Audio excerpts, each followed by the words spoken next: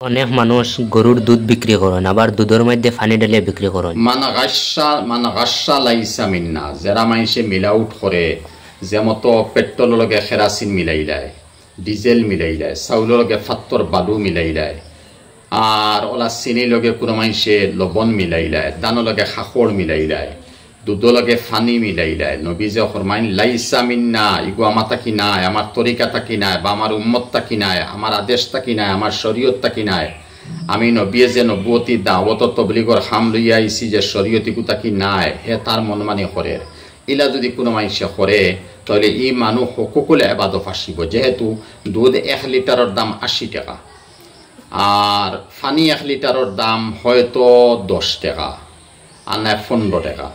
এখন খানো 80 টাকা, খানো 15 টাকা, তো বুঝা গেল হে 15 টাকার দামও হে 80 টাকা করিল।